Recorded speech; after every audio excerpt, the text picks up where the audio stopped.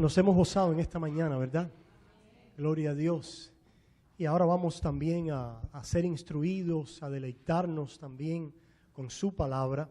Y quisiera que abrieran sus Biblias allí en la epístola de Pablo a Tito, a uno de sus hijos espirituales, Tito. Comenzamos a ver este pasaje como parte de nuestra serie en Efesios. Estábamos en Efesios 4 y hoy vamos a hacer referencia allí, pero vamos a estar aquí en estas cartas de Pablo a Tito, a Timoteo, que se han conocido como las cartas pastorales. Y vamos a leer en esta mañana en Tito capítulo 1. Vamos a comenzar en el versículo 5 y vamos a leer hasta el versículo 11. Tito capítulo 1, comenzando en el versículo 5, dice así su palabra. Por esta causa te dejé en Creta, para que corrigieses lo deficiente y establecieses ancianos en cada ciudad, así como yo te mandé. El que fuere irreprensible, marido de una sola mujer, y tenga hijos creyentes, que no estén acusados de disolución ni de rebeldía, porque es necesario que el obispo sea irreprensible como administrador de Dios, no soberbio, no iracundo, no dado al vino, no pendenciero, no codicioso de ganancias deshonestas, sino hospedador, amante de lo bueno, sobrio, justo, santo, dueño de sí mismo, retenedor de la palabra fiel, tal como ha sido enseñada, para que también pueda exhortar con sana enseñanza y convencer a los que contradicen. Porque aún hay muchos contumaces, habladores de vanidades y engañadores, mayormente los de la circuncisión, a los cuales es preciso tapar la boca, que trastornan casas enteras, enseñando por ganancia deshonesta lo que no conviene. Oramos. Padre, gracias por tu palabra. Señor, una vez más queremos ser guiados por ella. Reconocemos nuestros pecados y te damos gracias porque tu Espíritu nos escudriña y nos da convicción a la luz de tu palabra. Señor, rogamos hoy que seamos hallados debajo de ella, debajo de tu palabra, que nos des oídos para escucharla, que nos des un corazón para recibirla y que así hallados debajo de ellas podamos también convertirnos en hacedores de esta palabra. Señor, te lo pedimos humildemente, rogando que tú nos enseñes. En el nombre de Jesús. Amén. Hermanos, hemos acabado de concluir allá en Efesios capítulo 4 una idea que tiene que ver con dos aspectos importantes que resumen el ministerio de una iglesia saludable. Y hemos dicho que el ministerio de una iglesia saludable, de una iglesia que crece, porque todo cuerpo saludable crece. Es decir, no necesariamente estamos hablando de crecer en números. Todo lo que es saludable se desarrolla y tiene un crecimiento, así también como el cuerpo de Dios. Y hemos dicho que hay dos aspectos, podemos resumir el trabajo y la obra del ministerio en dos aspectos claves y básicos. Número uno, no necesariamente en ese orden de prioridad, pero hemos hablado acerca del ministerio de las coyunturas. ¿Recuerdan?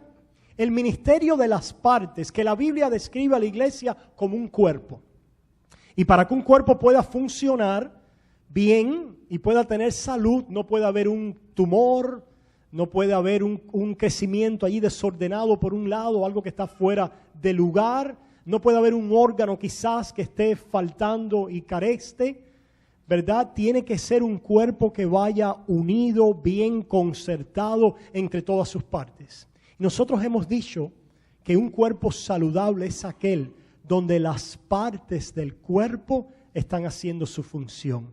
Le hemos llamado el ministerio de las coyunturas o el ministerio de los unos a los otros. Si eso no sucede, la Biblia dice que el cuerpo no crece. En otras palabras, el cuerpo está enfermito. Por lo tanto, una gran parte de la salud del pueblo depende de todas las coyunturas. ¿Quién es coyuntura? Todos nosotros, ustedes, ¿verdad? Y yo también con un ministerio en específico, pero todo aquí es una coyuntura. En otras palabras, no hay un espectador. En el cuerpo nuestro no hay ningún órgano que diga, ay, me voy a sentar a ver. Imagínense que el corazón le diga, voy a sentarme a ver cómo el hígado trabaja. Y voy a parar aquí un ratico porque estoy un poquito cansado, ¿verdad? O imagínense también que el riñón diga, voy a tomarme unas vacaciones y voy a ver cómo funcionan los pulmones. ¿Qué pasaría si algunas de las partes y los miembros de nuestros cuerpos dice, pues yo no voy a funcionar de acuerdo a mi propósito y de acuerdo a la intención que yo tengo en el cuerpo? Lo que sucede es que viene enfermedad y finalmente, si no tenemos cuidado, puede venir la muerte. Por lo tanto, hermanos, yo quiero que ustedes sepan que el ministerio de ustedes es importante. Que el ministerio lo llevamos juntos, yo con un llamado especial, como vamos a ver, pero ustedes, dice la palabra, si recuerdan ahí en Efesios 4, que cuando las coyunturas, las partes, los miembros hacen su función, hacen su labor, entonces el cuerpo experimenta crecimiento, experimenta salud. La reflexión con esta parte que hemos examinado es, ¿estoy yo siendo una coyuntura, una parte? ¿Estoy yo tomando mi lugar como parte vital en ese cuerpo? Yo quiero que tú sepas que cuando no estás, el cuerpo sufre.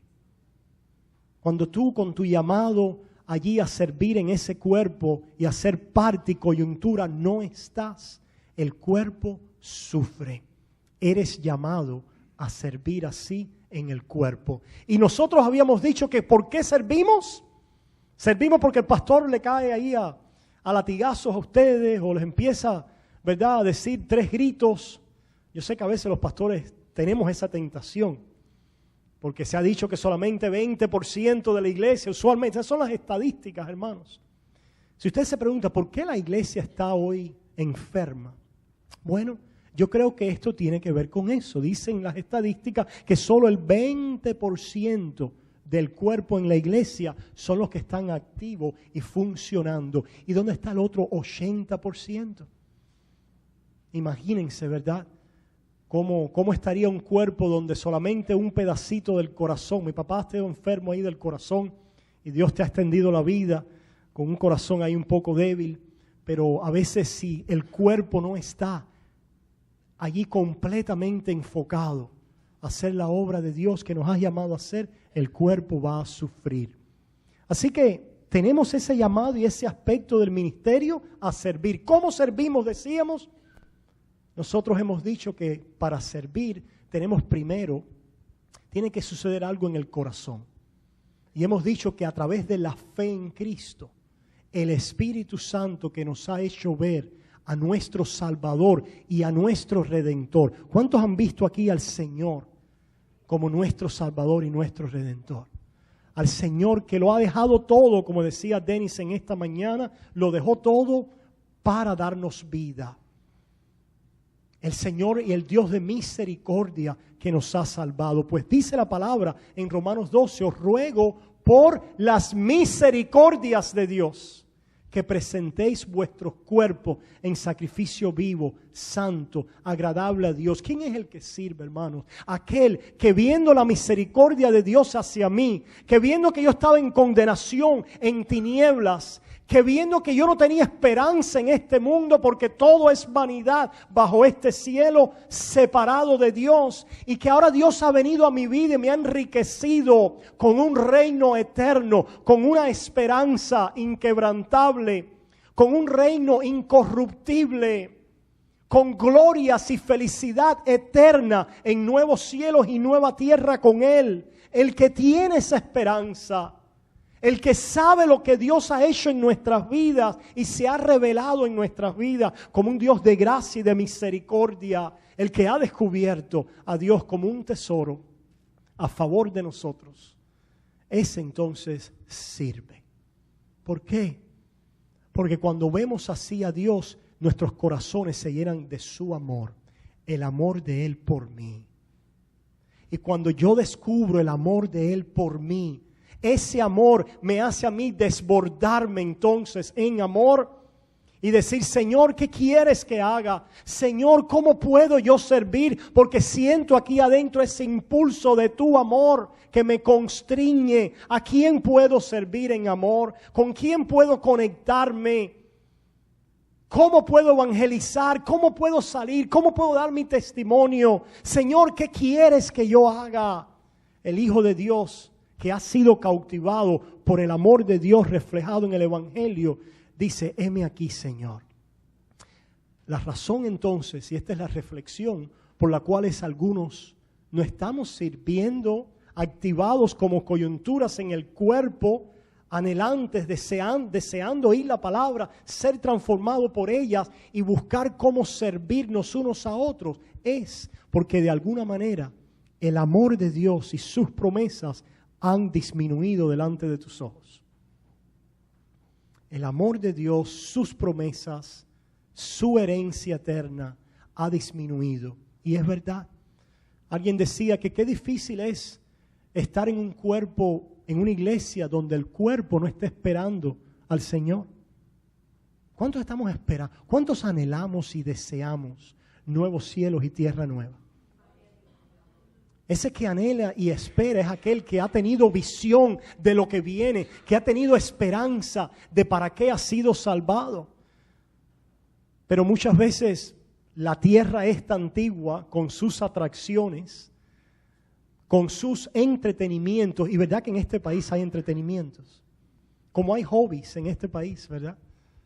Como hay cosas a las cuales dedicarnos, como hay ocupaciones a las cuales entregarnos. Y no estoy diciendo que estas cosas sean malas, pero lo que sí estamos diciendo, que si hoy tú estás muy entregado a ellas y no estás tomando parte como coyuntura, algo ha disminuido acerca del valor, de lo preciado del reino eterno y de Cristo delante de tus ojos. Algo para pensar. Esa es una parte de ese aspecto del ministerio en el cuerpo que trae salud y crecimiento, como dice Efesios 4, cuando las coyunturas se ayudan, entonces ellas dan crecimiento al cuerpo. Y la otra parte, que es la que comenzamos a ver, es el ministerio de los pastores maestros. Es el ministerio de aquellos que han sido llamados a ocuparse en el ministerio de la palabra. Y dice en Efesios 4 que a cada uno le fue dado don, y habla entonces de los dones a esta posición de pastores. Y dice que entonces ellos equipan al cuerpo para la labor, para la función del ministerio. Si nos damos cuenta entonces, mi función como pastor, la función de los pastores y vuestra función están íntimamente relacionadas y conectadas. ¿Y qué es lo que es? ¿Por qué es que la posición del pastor es importante? Dice que es a través de ese ministerio que el cuerpo es equipado. ¿Por qué es que es importante? Yo les quiero decir que no tiene que ver con la personalidad del pastor. Les quiero decir que no tiene que ver con la personalidad, con la educación, con la autoridad que el pastor trate de ejercer sobre un cuerpo por él mismo. Lo que está involucrado aquí en equipar al cuerpo a través de la posición y del llamado de un pastor es precisamente que ellos tienen a cargo el conocer la palabra y vivir en ella constantemente, y después, porque eso lo tiene que hacer todo el mundo, pero después transmitirla, predicarla, comunicarla sistemática y consistentemente al pueblo. Es la palabra lo que los va a equipar ustedes a obrar. Es el conocer la mente de Dios y el consejo de Dios correctamente y con pasión de Dios, lo que los va a ustedes a moverse, a obrar y a servirse unos a otros. Por eso es que Pablo le dice a Tito, hemos visto esta lista de calificaciones morales, espirituales. Alguien me llamaba la atención y me decía, pastor, esto se le aplica a cualquier cristiano. Decíamos, es verdad. Es verdad que estas cosas de alguien que los cristianos son llamados a ser irreprensibles, ¿qué quiere decir? A caminar en obediencia al Señor, en arrepentimiento, en santidad. Marido de una sola mujer quiere decir comprometido con una sola mujer y ser fiel a ella en corazón y en vida. Que tenga hijos creyentes. Es necesario que sea buen administrador, no soberbio, no iracundo, no dado al vino, no pendenciero, no codicioso de ganancias deshonestas, sino hospedador, amante de lo bueno, sobrio, justo, santo, dueño de sí mismo. Pregunta, ¿no son llamados ustedes también a estas características? Claro que sí. Estas son características de un cristiano, como alguien bien me observaba. Ahora, la diferencia está en que los pastores son llamados a retén la palabra fiel como ha sido enseñada, para que también pueda exhortar con sana enseñanza y convencer a los que contradicen. Los pastores nos ha sido entregado el llamado del ministerio de vivir en esta palabra todo el tiempo, para entonces entregárselas a ustedes. Si ustedes se fijan, dice, retenedor de la palabra fiel, tal como ha sido enseñada. Número uno, el pastor no es alguien que se debe parar a tratar de hablar de sus propias imaginaciones, ideas, planes o propósitos.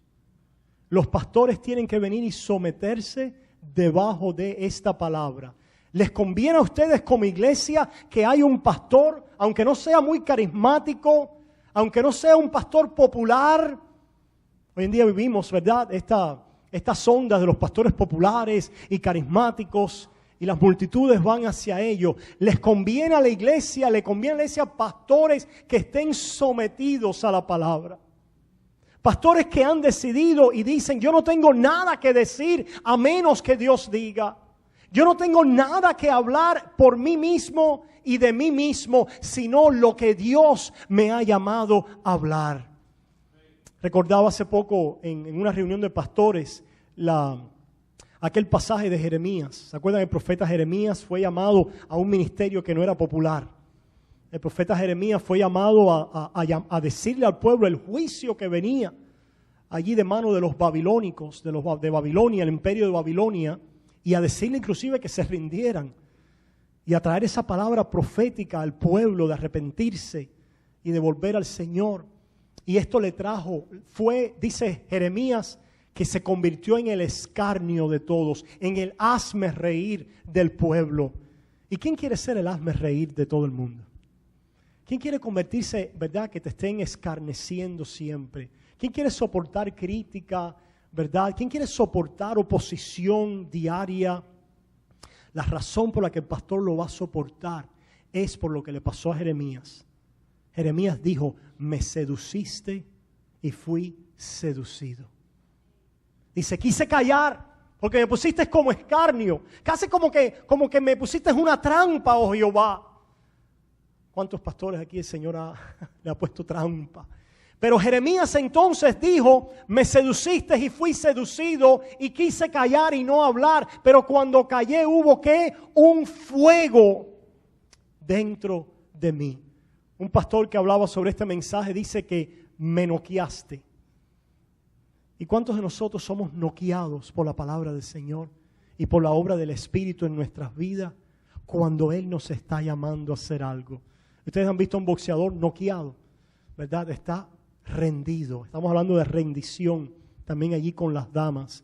Pues Dios noqueó a Jeremías, lo sedujo, lo cautivó allí con el fuego de su espíritu y la pasión de la palabra que él no podía aguantar y parar para él. Ese es el llamado de los pastores. El llamado de los pastores es que Dios les ha dado un fuego por esa palabra que viene de Dios, palabra que no es mía. Yo no sé cuántos de ustedes. Bueno, yo tengo que confesárselo para que ustedes puedan entender a los pastores. Nosotros los pastores no tenemos ninguna unción especial para vivir la vida cristiana. ¿Sabías tú eso? No somos súper ungidos. Cuando se trata de vivir la vida cristiana, nosotros somos llamados y tenemos la fuerza y el poder igual que usted tiene. El poder de Dios y del Espíritu Santo en mi vida igual que usted. Lo que tienen los pastores es ese llamado adicional y ese fuego especial a estar ocupado en la palabra, a estar metido en ella para escudriñar lo que es la palabra fiel, para poderla entonces comunicar. Hermanos, pero fuera de esto, no somos nada, hermanos. No somos nada. Cuando usted nos ve aquí parados predicando la palabra, diga, wow, qué buena palabra, debe ser un super santo. No, hermanos. Estamos tratando de vivir esta vida porque tenemos un santo llamado y sabemos que hay muchas cosas, ¿verdad?, que el Señor ha puesto en su iglesia y que es precioso y que a quién vamos a ir. Pero tenemos que buscar de Dios y depender de Él y de ustedes en la misma manera que ustedes también dependen los unos de los otros. El ministerio es y el poder está en esta palabra. Está en que el que está parado aquí y el que les enseña y les predica esté sometido a esta palabra, que sea, como le dice Pablo a Tito, retenedor de la palabra fiel. Retenedor de la palabra fiel como ha sido enseñada. ¿Por qué la palabra fiel? ¿Por qué es que el poder es la palabra? Bueno, dice el Señor allá en el Salmo 19 que leímos al principio, ¿se acuerdan? Que la ley de Jehová es ¿qué? Perfecta. La palabra de Dios, los estatutos de Dios, su revelación es perfecta. Y dice que tiene el poder ¿para qué? Para convertir el alma. Yo no tengo poder para convertir vuestras almas. No hay cantidad de manipulación humana que pueda convertir vuestras almas. Es solo el ministerio de la palabra de Dios enseñada fielmente y proclamada que Dios va a usar para convertir las almas. Y después de todo, lo que nosotros queremos para que haya una iglesia saludable son almas convertidas. Almas ganadas para Cristo. Cuando yo vengo aquí, vengo con la expectativa, pidiéndole a Dios que esta palabra corra como Él quiere que corra. Que Él suelte su palabra, que no me suelte a mí, que a mí me mantenga debajo de ella, para que entonces su palabra sea la que sea suelta entre ustedes, porque dice el salmista que la palabra de Dios puede convertir el alma. ¿Cuántos han experimentado eso? La palabra de Dios un día llegó y me noqueó. Eso es lo que llamamos gracia irresistible, a propósito. Lo que llamamos gracia irresistible es que nosotros resistimos a Dios todos los días, hasta el día que la palabra viene a llegar a ser aquello para lo cual Dios lo mandó. Como dice el profeta Isaías, ¿verdad? Mi palabra irá y hará todo aquello para lo cual yo la he enviado. ¿Qué es para lo cual Dios la ha enviado? Convertir el alma. Convertir el alma. Algunas personas dicen, ustedes dicen y hablan que Dios fuerza el corazón de los hombres. Y nosotros decimos no. Nosotros no decimos que Dios fuerza el corazón del hombre. Nosotros decimos que Dios lo convierte. Le da un nuevo corazón. Nuevo corazón. Quitaré de vosotros el corazón de piedra y pondré en vosotros el corazón de carne. Abriré vuestros oídos. Abriré vuestros ojos. Quitaré el velo de los corazones, de las vistas, de los ojos de ustedes. Porque dice la palabra que el hombre, todo hombre natural que llegue a escuchar la palabra de Dios está ciego. Está en cadenas espirituales, tiene un corazón de piedra. Una vez hablaba yo con alguien acerca de este tema, estábamos en un parqueo y había una piedra, la puse ahí y le dije, mira mi hermano, este es el corazón del hombre. Mira a ver si le puedes razonar con esa piedra y hablarle algo a esa piedra. Pastor, pero el hombre está vivo, el hombre está haciendo, el hombre, claro que sí. Lo que es de continuo su acción y su pensamiento para el mal, dice la palabra. Pero a Dios le ha placido salvar a los creyentes y a su pueblo por la locura de la predicación, porque dice la palabra de Dios que estas cosas para el hombre natural le son locura. ¿Qué locura?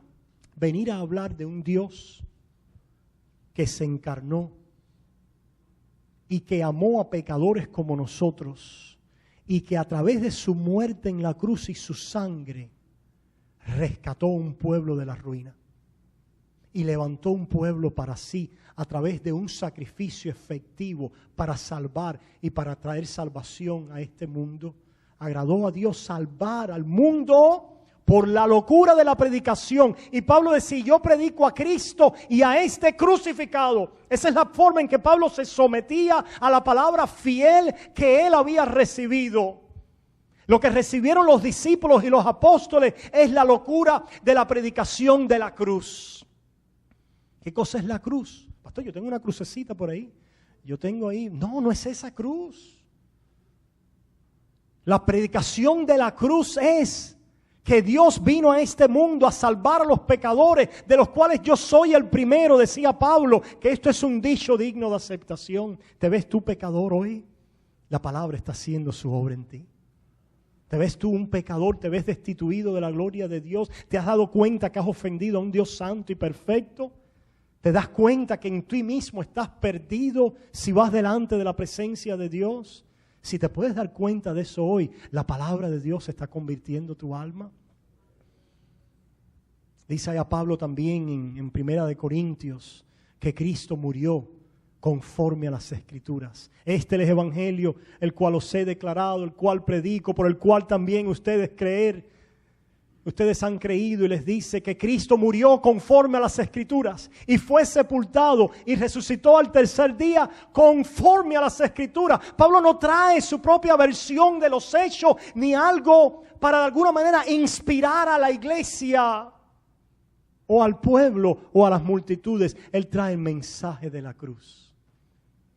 En la cruz, yo primero vi la luz y las manchas de mi alma yo lavé. Fue allí por fe, yo vi a Jesús y siempre feliz con él seré. ¿Has visto tú al crucificado y lo has visto a él muriendo por ti en la cruz? ¿Has pensado tú y has venido al convencimiento que el que murió ahí era santo, justo y perfecto y no merecía morir? Que simplemente cuando Él fue clavado ahí en la cruz es como si tú hubieras sido clavado, que Él tomó tu lugar, que Él sustituyó a favor de un pueblo. Dice la palabra, el buen pastor, dijo Jesús, pone su vida por las ovejas. Yo soy el buen pastor, dijo Jesús. Nadie quita mi vida, nadie tiene poder, yo la pongo. Tengo poder para ponerla y poder para volverla a tomar. Y yo doy mi vida por las ovejas. Dice ahí en Efesios 5 también, ¿verdad? Que Cristo amó a la iglesia y se entregó y se dio a sí mismo por ella. Para salvar y levantar un pueblo de la ruina, de un pueblo de rebeldes, de pecadores. ¿Has visto tú a Cristo muriendo para salvarte? Esa es la palabra que puede convertir tu alma, muriendo y después resucitando, vindicado, justificado en el Espíritu, como el Hijo de Dios en poder, que venció a la muerte y al pecado para no morir más. Y que ahora entró y traspasó los cielos. Me gusta mucho esta canción que cantamos en inglés. Dice que Él, algo así esa estrofa decía, como que Él está detrás del velo y esa es mi victoria. Él traspasó los cielos. Ustedes se acuerdan que nadie podía traspasar y entrar en el lugar santísimo detrás del velo. Lo que sucedía allí tenía crucial importancia y era un símbolo y sombra de las cosas que vendrían. Era que delante de un Dios santo y perfecto había que presentarse con una vida santa y perfecta. Y el que no entrara así, santo y perfecto, moría. Pero de alguna manera Dios, en el gran amor con que nos amó, Dios en su gran gracia y misericordia, dice la palabra, que envió a su Hijo. Él proveyó la vida perfecta, que es Cristo, el Cordero perfecto de Dios. Y allí Él se ofreció para entonces entrar en la presencia de Dios con su sangre, con una vida y un sacrificio perfecto a favor de nosotros los imperfectos. El que venció a la muerte. Alzad, oh puertas, vuestras cabezas, y entrará el Rey de Gloria. Entró y el velo se abrió, porque Él traspasó los cielos. ¿Has oído tú esa palabra y has sido convertido por ella? Si esto no es lo que te trae aquí, todavía tú no has sido convertido. Ni la música te puede aguantar por un tiempo. Los programas de jóvenes y de muchachos te pueden aguantar por un tiempo. El entretenimiento en la iglesia, las relaciones y la familia te pueden aguantar por un tiempo. Pero yo me pregunto si la sangre de Cristo y la predicación de Cristo y este crucificado te ha anclado detrás del velo. Esa es la palabra que dice que puede convertir el alma. Y no solamente dice en el Salmo 19 que puede convertir el alma, sino también dice que da luz, que ilumina nuestra vida. Dice que da sabiduría al sencillo. Sabiduría ahora. Porque ¿quién es la sabiduría de los cielos? Cristo. Y la predicación de la palabra debe tener siempre como objetivo presentar a Cristo. El plan de Dios a favor de su pueblo. El evangelio no es simplemente para una campaña evangelística, no es simplemente para los últimos 5 minutos del mensaje. El evangelio no es simplemente para cuando creímos y fuimos salvos. El evangelio es para ahora. El evangelio es para mí, para yo vivir por él y santificarme. No solo para salvarme, es también para santificarme. Para santificarme. Porque ¿quién es el que se santifica?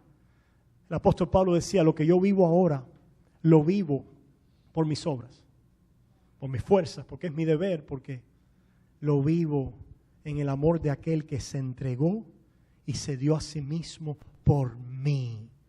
Es la fuerza del evangelio y Cristo a mi favor.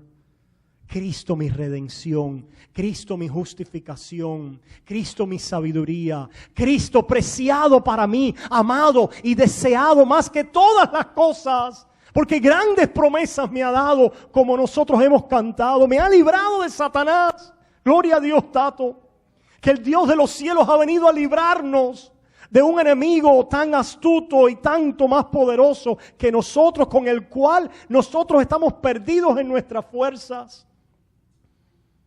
Pero gloria a Dios, que el Dios de los cielos nos ha librado. El Dios de los cielos nos ha levantado, nos ha limpiado. Le decía el profeta allí a Israel, que es un símbolo del pueblo de Dios: cuando te vi en tu sangre, allí te recogí. La sangre tenía que ver con las cosas inmundas. La persona que estaba con flujo de sangre o que tenía algún derramamiento de sangre era inmundo. Y el profeta, el Señor dice a través de la boca del profeta: cuando te vi en tu sangre. ¿Qué quiere decir? Cuando te vi en tus trapos de inmundicias. A propósito, esa es la elección incondicional. Que Dios no vio nada en nosotros para salvarnos. ¿Qué es lo que vio? Si dice la palabra que cuando nosotros estábamos muertos en delitos y pecados, dice que cuando estábamos separados de Dios, andando tras la corriente de este mundo con un corazón de piedra, no vio nada. Lo único que vio fue nuestro pecado, que iba a redimir, que iba a cubrir, que iba a limpiar nuestra suciedad, nuestra inmundicia, para que tuviéramos relación ahora con un Dios santo y que siempre lo hiciéramos a través de la persona de Cristo, para que Cristo sea apreciado y lo más deseado en mi vida, porque anhelo caminar con mi Señor y conocerlo a Él. ¿Es esta la palabra que te ha convertido? La palabra que te impulsa a vivir. ¿Cuál es la que debe ser? ¿Por qué es que los no convertidos se aburren con esta predicación? Porque no están convertidos. Porque necesitan otro mensaje. Necesitan otro mensaje a su carne. Y hay muchos otros mensajes allá afuera. Pero yo soy llamado, pueblo, a poder, como le decía Pablo a Timoteo, retener esta palabra fiel, tal como ha sido enseñada. Mira lo que le dice también Pablo, esto se lo dijo a Tito, Veamos lo que le dice también a Timoteo. Ahí en 2 Timoteo, capítulo 3. ¿Qué deben hacer los pastores? Someterse a la palabra, estar sometida a ella. Y veamos qué más. Por supuesto, predicar, enseñar. Mira lo que dice aquí en 2 Timoteo 3, comenzando en el 14. Comenzando en el 13. Más, 2 Timoteo 3, comenzando en el 13. Mas los malos hombres y los engañadores irán de mal en peor, engañando y siendo engañado. ¿Están viendo eso hoy en día, iglesia? Aquellos que van de mal en peor. Pastor, pero están prosperando, pero tienen carros y casa, pastor, pero les va bien. No, van de mal en peor espiritualmente. Ahora pueden tener llenas sus barrigas, pero les espera un Dios que puede ser fuego y que es fuego consumidor para sus adversarios. Mira lo que dice. Mas los malos hombres y los engañadores irán de mal en peor, engañando y siendo engañados. Pero persiste tú en lo que has aprendido. Y te persuadiste, sabiendo de quién has aprendido. ¿De quién había aprendido él? De Pablo. Y del Espíritu Santo, que es al final del día el que enseña a través de sus siervos. También probablemente de su madre y de su abuela, que también le había enseñado las Sagradas Escrituras. Dice, versículo 15, y que desde la niñez has sabido las Sagradas Escrituras. ¿Qué cosa es la Biblia? Las Escrituras. La palabra de Dios es las Escrituras. Aquello que Dios ha revelado y que ha sido contenido en un libro para que nosotros podamos estudiar, chequear y comparar con aquello que no está de acuerdo a este patrón de sanas doctrinas. Pablo también le dice a Timoteo, retén el patrón de la sana doctrina. Es lo que le dice a Tito también. ¿A qué nos ha llamado el Señor? ¿Y qué hombres necesitan ustedes? Hombres que estén sometidos debajo de esta palabra que hemos recibido de quién. Nos enseñó Pablo, ¿sí? Pero nos enseñó a través de ¿qué? De su palabra. Nos ha enseñado Pedro, nos ha enseñado Santiago, nos ha enseñado la doctrina de los apóstoles, la enseñanza que ha venido divina de los cielos, la revelación de la mente de Dios para convertir tu alma, para darte herencia entre los santificados y para limpiar tu vida. Y para que puedas disfrutar a Dios y verlo a Él como dulce y más dulce que la miel a través de su palabra. Si ustedes se fijan, es a través de su palabra. Vimos también un día hoy en el cristianismo, donde somos muy espirituales. Están los espirituales, los del espíritu solamente. No, pastor, esto de la palabra y de aprender y de meternos en ella. No, yo soy del espíritu. Yo soy del espíritu, ¿verdad? Y a mí el espíritu me enseña, me hace sentir, pero no te das cuenta, creyente, que el espíritu actúa a través de la palabra de Dios. El Señor Jesús oraba y le decía, santifícalos en tu verdad. Tu palabra es verdad. Por lo tanto, ustedes son llamados a escudriñar también esta palabra. Nosotros los pastores a vivir en ella día tras día. A comérnosla, a obsesionarnos con ella, a vivir en esta palabra. ¿Por qué digo comérnoslas? Bueno, en algún momento al profeta se les dijo ¿qué? Cómetela. Cómetela. Que sea parte de ti. ¿Por qué es que la iglesia está enferma? Porque no están viviendo en la palabra. Una vez más, como decíamos el domingo pasado, porque los púlpitos son débiles. Y hay hombres hablando y trayendo sus propias enseñanzas. Y hay muchas prioridades, excepto el estar en la santa palabra de Dios, escudriñándola como si fueran las mismas palabras que Dios me está hablando ahora. La pasión de conocerlo. ¿Cuántos tienen la pasión de conocer a Dios? ¿Sabías tú que lo puedes conocer a través de su palabra y a través del Santo Espíritu que está en el mundo haciendo este ministerio? Y si eres un hijo de Dios, Dios te ha llamado a conocerlo. Porque es que tu vida, a todos pasamos dificultad, ¿verdad que sí? Tenemos problemas, pruebas, a veces estamos tristes. Pero ¿cuántos están siendo llenos de energía y motivados por su palabra? Yo sé que aquí hay un grupo de personas que está viviendo por su palabra. Hay otro grupo que no. Hay otro grupo que solo escuchan la palabra el domingo. Qué bueno que la oyes el domingo, pero no es suficiente. No es suficiente. Tienes que vivir en ella porque Dios quiere hablarte a ti. No solamente a través de mí, sino a través de su palabra. Dios quiere hablarte a través de Pablo.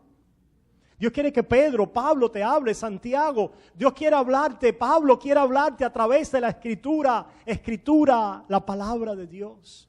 No es la invención de alguien o lo que alguien dijo. Por eso es que la Escritura quiere decir en el original, grafé, quiere decir eso mismo. Una carta, una escritura, ahí está, quedó plasmada para nosotros. Lo que sea contrario, hay que rechazarlo. Lo que sea invención, aquello que no esté de acuerdo a esas formas de las palabras, lo rechazamos. Por eso es que esta es para nosotros la palabra profética. Alguien puede venir y decir, está bien con eso, ok. Pero lo importante y lo último en nuestras vidas está que nosotros nos guiamos por esta palabra y ella misma nos dice que todo lo que es útil para nuestra vida y para la piedad nos ha sido dada. Allá en 2 de Pedro capítulo 1, todo. Y mira también lo que sigue diciendo aquí Pablo, y que desde la niñez has sabido las sagradas escrituras, las cuales te pueden hacer sabio para la salvación por la fe que es en Cristo Jesús. Toda la escritura es inspirada por Dios y útil. Dice, toda la escritura es inspirada por Dios. ¿Qué quiere decir que es inspirada por Dios? Viene de su espíritu. ¿Sabías tú eso? Yo no sé cuántos de ustedes llegan y anhelan ese momento y ese deseo donde abro la palabra. Y sé que ahí estoy en el nombre de Jesús, escuchando la voz de Dios, porque dice que ella, dice ahí en Hebreos 4:12, que esta palabra es muerta, mecánica. Dice que es que viva, activa, poderosa. Dice que es más filosa, que tiene filo como qué, como espada de 2 filos, y que dice que ella puede penetrar. Y nos habla entonces de los tuétanos, de las coyunturas.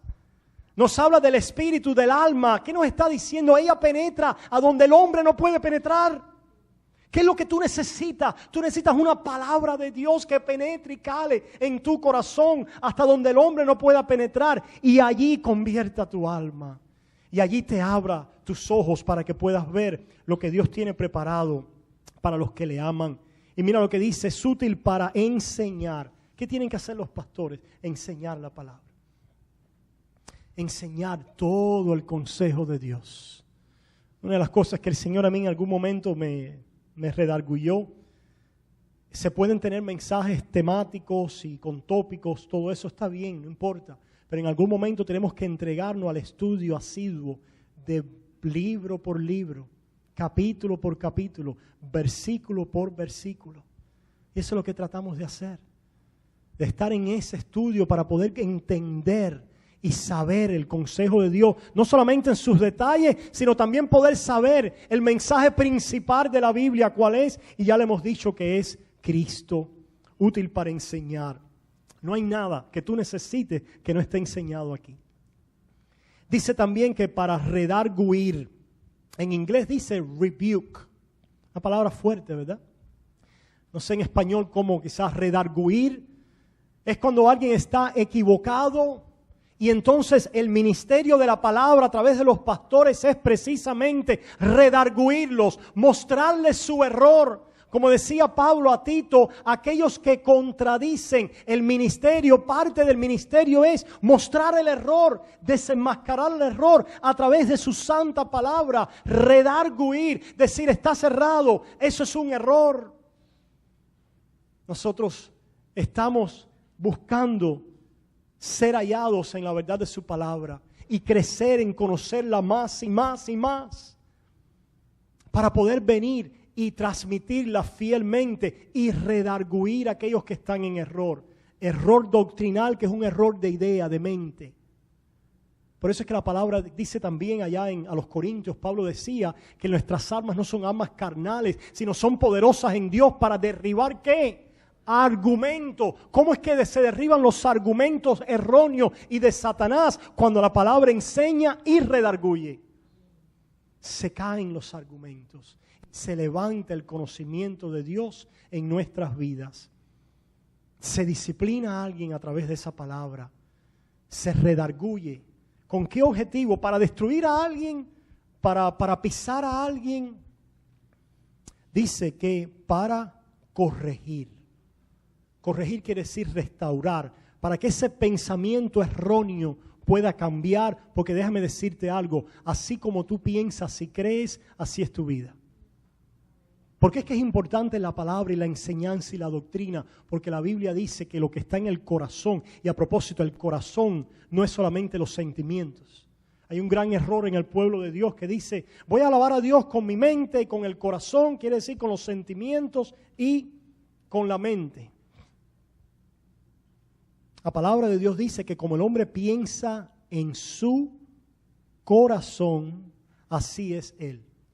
Eso quiere decir que el corazón y la mente es usado por la palabra de Dios para expresar la misma idea. Porque los hebreos utilizaban esta repetición de parte para expresar algo que tiene que ver con la esencia del hombre. Cuando Dios dice amarás a Dios con todo tu corazón, con toda tu fuerza, con toda tu alma, con toda tu mente, está diciendo con la esencia de quién eres. Como el hombre piensa en el corazón, dice la palabra, así es él. ¿Por qué necesitamos enseñar, redarguir y corregir para que tú puedas pensar los pensamientos de Dios y la revelación de Dios para tu vida? Y termina aquí diciendo, para instruir en justicia. Al final del día, la teología, que es el conocimiento de Dios, se hace para adorar a Dios. La teología se hace sobre las rodillas. No se puede hacer apartado en un mero ejercicio académico. Aquel que crea que el conocimiento de Dios es un mero ejercicio académico está errado y probablemente el Espíritu de Dios no esté ahí. Porque la teología o el conocimiento de Dios viene a nuestra vida para convertirnos. Y cuando nos convertimos, somos puestos sobre nuestras rodillas, adorando y alabando a Dios. Y por eso Pablo le dice a Timoteo después, te encarezco, en el capítulo 4, delante de Dios y del Señor Jesucristo, que juzgará a los vivos y a los muertos. Te encarezco, ¿qué? ¿Qué cosa, Pablo? Que prediques la palabra. El asunto de esta predicación tiene significación eterna para el día del juicio. Lo que predicamos y el ministerio de la predicación de la palabra tiene implicaciones en el día del juicio. Y por eso Pablo le dice a Timoteo, cuídate de ti mismo y de la doctrina, porque haciendo esto te salvarás a ti y a los que te oyeren. Y le dice, te encarezco que prediques la palabra, que instes a tiempo y fuera de tiempo. Una vez más, redarguye, reprende, exhorta con toda paciencia y doctrina, porque vendrá tiempo cuando no sufrirán la sana doctrina. ¿Será que esos tiempos ya están aquí? Ya están aquí. No sufrirán la sana doctrina, sino que teniendo comezón de oír, se amontonarán maestros conforme a sus propias concupiscencias, conforme a sus propios deseos, y apartarán la verdad de la verdad del oído y se volverán a las fábulas. Pero tú sé sobrio en todo, soporta las aflicciones, haz obra de evangelista, cumple tu ministerio. ¿Por qué? ¿Nos gusta ser escarnecidos? No. ¿Nos gusta ser criticados y vilipendiados? No. Pero el Hijo de Dios que es llamado al ministerio lo va a soportar. ¿Por qué? Porque ha sido llamado con un fuego de Dios a predicar la palabra de Dios. Y la predicación de la palabra, hermanos, terminamos con esto, es más que enseñar. Pastor, ¿qué quiere decir usted con eso? La palabra de Dios dice que el predicador es un heraldo. En el griego viene de kerigma, keruso. Quiere decir anunciar, ¿verdad, Albert? Anunciar. El predicador debe enseñar. Y el predicador puede dar una clase muy bien. Pero la predicación es algo más que eso. El predicador es un heraldo. Yo no sé cuántos de ustedes han visto esas películas antiguas. A mí me gustan mucho. Esas películas de capa y espada. Y de pronto sale el heraldo del rey. Viene con pompa, con la trompeta, ¿verdad? Anunciando el mensaje del rey para su pueblo. ¿Y cuántos de ustedes han visto un heraldo que dice, Bueno, el rey dice que tenemos que hacer esto y aquello y bueno, vamos a hacer lo que dice el rey. Eso es lo que hace el heraldo. Si es un rey malo, no lo hace así porque le cuesta la cabeza. Pero si es un rey bueno, como el nuestro, y está identificado con el reino, ¿cómo es que un heraldo anuncia el mensaje del rey? Con bombas, con platillo, se deleita en el mensaje. Oíd, pueblos, la palabra del Señor. Escuchar y traer vuestro oído. Yo os traigo un mensaje del rey, de mi rey, de vuestro rey. Yo os anuncio los deleites, la gloria, la magnificencia de este reino, del cual yo soy un anunciador. Eso no solamente somos llamados a enseñar, pero el pastor tiene que estar cautivado con el rey.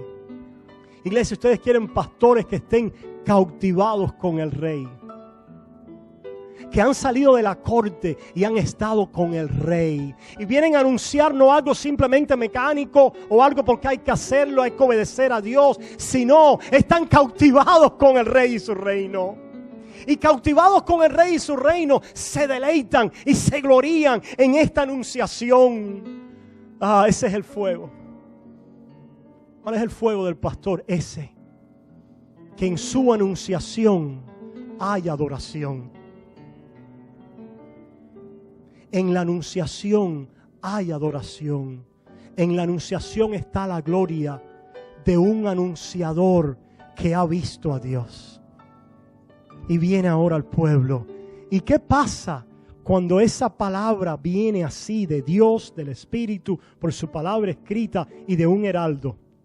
¿Qué creen ustedes? Que si es un anunciador a un pueblo y les da buenas noticias, el pueblo va a decir, ok, ya hay buenas noticias, ok, ya tenemos, entendimos. Okay.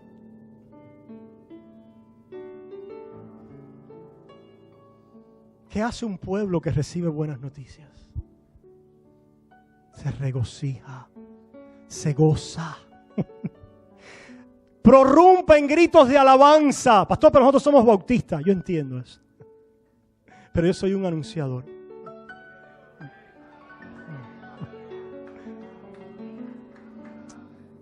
Lo que no podemos es perder la anunciación entre nuestros gritos, ¿se dan cuenta? Pero cuando el anunciador anuncia y la palabra es predicada, el pueblo se regocija en alabanza y en adoración, siendo cautivado por el rey que ha sido anunciado. Señor amado, en esta mañana te damos gracias porque tú nos has cautivado.